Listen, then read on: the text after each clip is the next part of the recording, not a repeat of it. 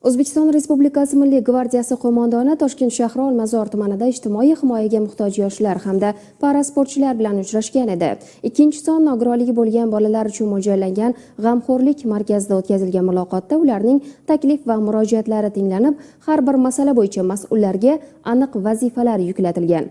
Navbatdagi lavhamizda ushbu vazifalarning ijrosi qay darajada ta'minlanganligi haqida so'z boradi.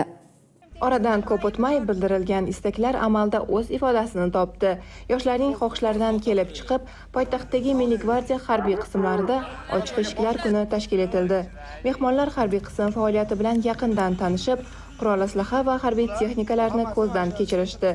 Shuningdek, hududda parvarishlanayotgan parrandalar va quyonlarni tomosha qilishib, harbiy xizmatchilarning ko'rgazmali chiqishlarini katta qiziqish bilan kuzatishdi.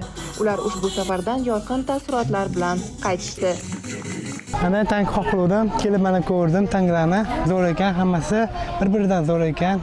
Rahmat kattakon. Milliy gvardiya harbiy qismiga bugun biz yetib keldik do'stlarim bilan va bizni bugun juda ham chiroyli dekoratsiya bilan kutib olishdi. Mazza qilib aylanib yuribmiz. Bizga bu yerda atmosfera juda ham yoqdi. Biz juda ham mazza qildik. Bizga berilgan e'tibor, hurmat uchun alohida rahmat aytib qolamiz.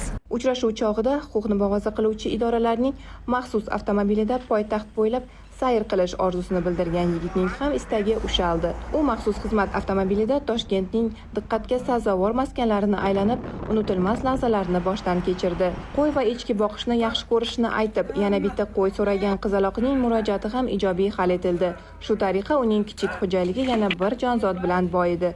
Ot minishini yaxshi ko'rishini bildirgan yigitning taklifi ham qo'llab-quvvatlanib, g'amxo'rlik markaziga 2 marotaba poni va qora bayir otlari olib borildi.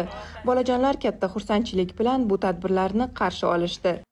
Milliy gvardiya qo'mondoniga rahmat deyman. Biz ot so'rovdik, mana ot keldi. Biz mazza qilib minamiz.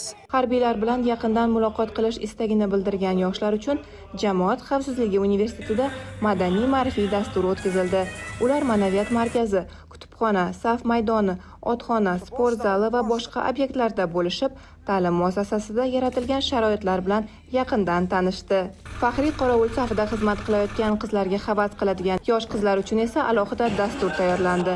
Ular xizmat jarayoni, mashg'ulotlar, davlat tadbirlariga tayyorgarlik, sport va kitobxonlik mashg'ulotlari bilan tanishdi. Eng quvonchlisi, mehmonlar faxriy qorovul libosini kiyib ko'rish imkoniyatiga ham ega bo'lishdi. Bu ular uchun unutilmas sovg'aga aylandi. Xursand bo'ldim tanishganimga.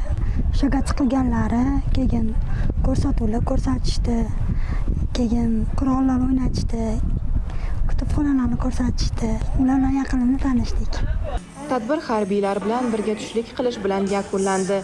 Insonning orzusi va umidini ro'yobga chiqarish uchun ba'zan katta imkoniyat emas, balki mehr, e'tibor va samimiy munosabat kifoya qiladi. Bu kabi ezgu ishlar esa jamiyatda inson qadrini yuksaltirish, himoyaga muhtoj yoshlarni qo'llab-quvvatlash va ularning ertangi kunga ishonchini mustahkamlashga xizmat qiladi.